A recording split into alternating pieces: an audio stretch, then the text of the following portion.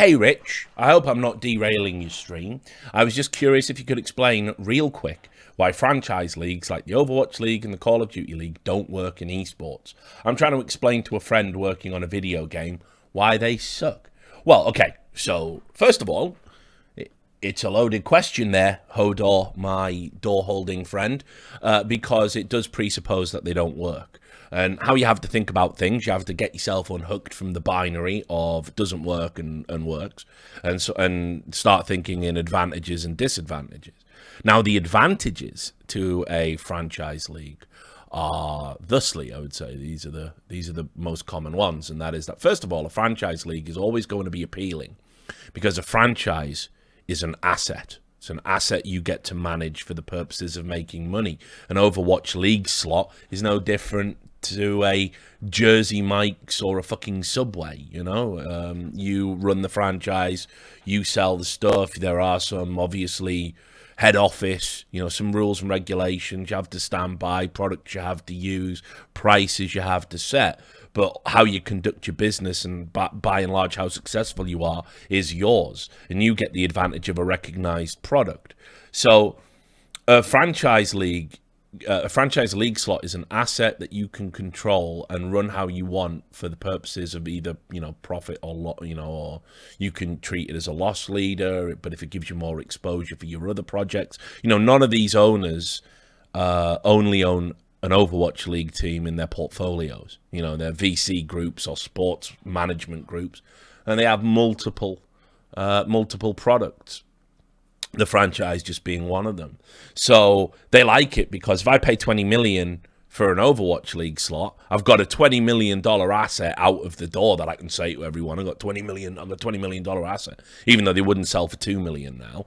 And then if the grand Overwatch League Ponzi scheme works and more people sign up, which they did, for more money, which they did, suddenly my asset has doubled in price. Not because it's worth double, but because the next people that have come in have paid double.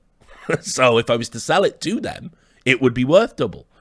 So that's another reason why these groups like that. Also, investors feel better about franchise teams, so it's easier to secure an investment. Why? Because in an open tournament circuit, success isn't guaranteed, and in, say, like a European soccer league structure where there's relegations, you know, and we've seen this many times, you know, you get a club like a fucking Leeds or a Portsmouth, spend a ton of money, have relative success, then inexplicably fall off a cliff, get relegated again, and suddenly they're bankrupt, and you just don't see them for 20 years.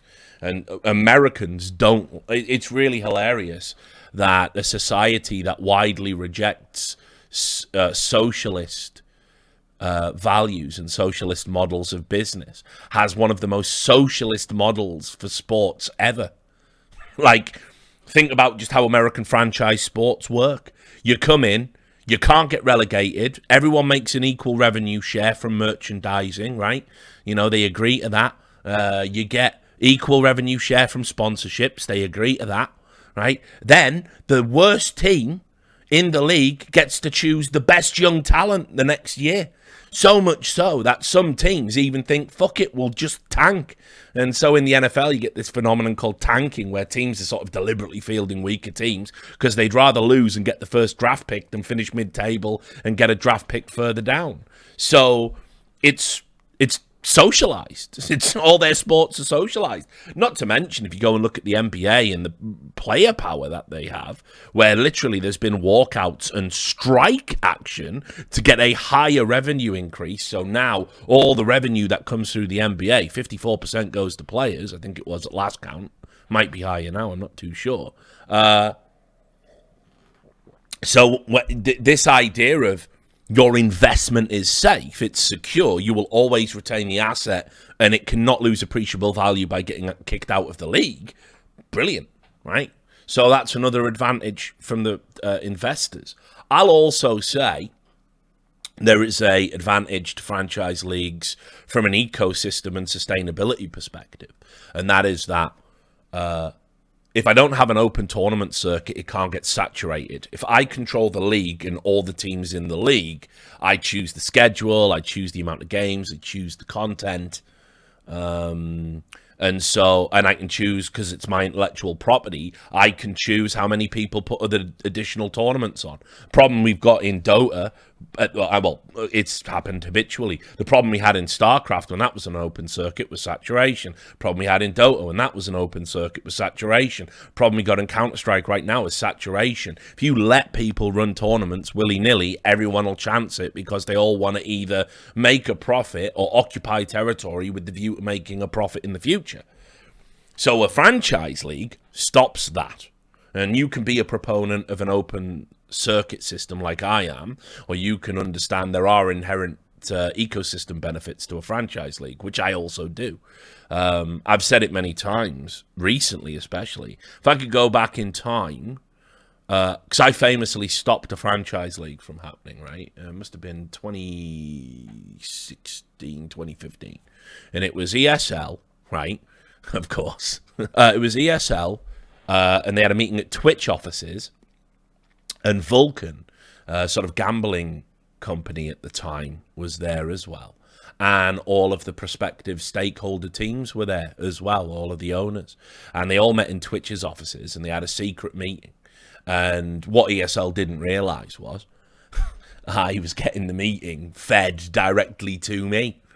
And so I reported this story. Oh, and this is the other hilarious part. They deliberately arranged the meeting when Valve were on their annual holiday in Hawaii.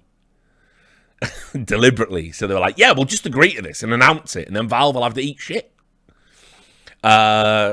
So I had the meeting leaked to me via my little bird network, and broke the story. And ESL was so pissed off about it.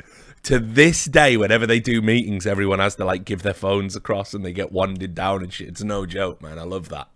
That's a fucking achievement and a half, you know. So anyway, but my opinion now is, if I hadn't have broke that story and that franchise league had happened, I think we'd be in a better. State.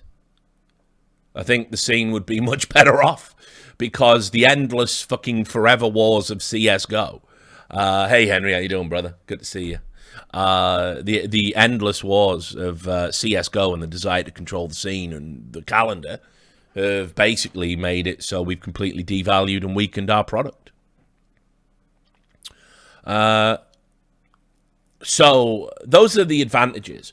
Disadvantages are pretty simple. You know, first of all, having a lack of competition, a sort of monopolistic, they're not called monopolies, they've got another name, like, I can never fucking remember it, but there's a special term for where it's not a monopoly, but it's got a word where, like an oligopoly, something like that. It's not that, but it might begin with an O. But basically, if you can only ply your trade in one place, yeah, is it oligopoly? Because that would make sense. Oligopoly. Yeah, anyway. If there's only one place you can ply your trade, then obviously you're diminishing competition. You know, antitrust will take a look at that. And I think personally the reason the open circuit can yield more is you get different tournaments with different production approaches, different, you know, talent, different ideas, and different formats. And so you end up with more interesting competitions.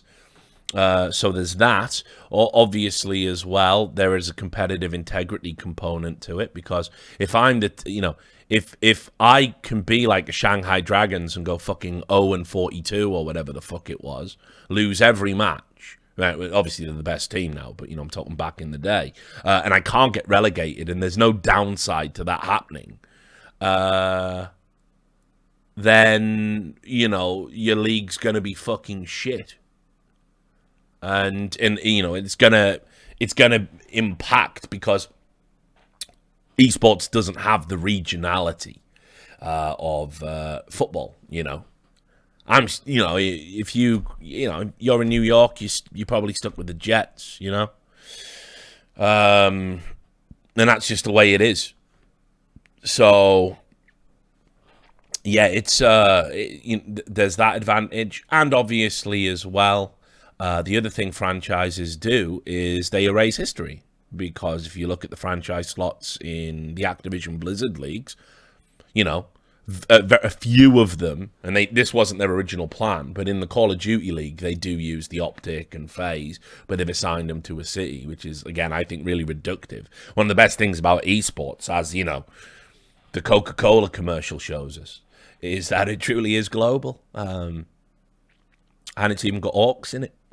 So, Finnish people, the Urukai. Yeah, it's, you know, it's truly global. So when you like force a brand into, you know, when you force an org into being in one city, you're reducing the global potential of esports. And I think Optic and FaZe both had objections on that ground, and they were the brands that Activision Blizzard were willing to include in the league. So over in Overwatch, they're all new brands, you know, but they're run by other teams. It's like, you know, sure, London Spitfire might be a cool sounding name, but they get their fans from Cloud9, and Cloud9 would be doing better as a business if the Overwatch League franchise was called Cloud9. It isn't. So, yeah. So, yeah, look, I think basically, Hoda, what you have to, what for me personally, and especially for new games, because you said specifically this was for a colleague of yours that's working on a game, you can't force an esport out the gate. We're still yet to do it. It's never happened. And it won't happen. Esports is a grassroots thing. It's about hardcore enthusiasts wanting to prove they're the best, and it's about having a broad player base to have enough interest in wanting to filter through into the esports side of things. So if your colleague wants to try and force an esport out of the gate, it's not going to happen. There has to be a natural desire there, and you're going to cut it off with a franchise league. And someone just typed in the chat, Crystal Eternal Summer, what about Valorant? That proves my point perfectly, I would say. They didn't try and force an esport out of the gate. They just gave the IP rights to operators to run small local tournaments and cups before they started running their own circuit, and they haven't committed to a franchise league yet, and we're in the second year of the competitive game as we know it. So I think that completely validates everything I've said.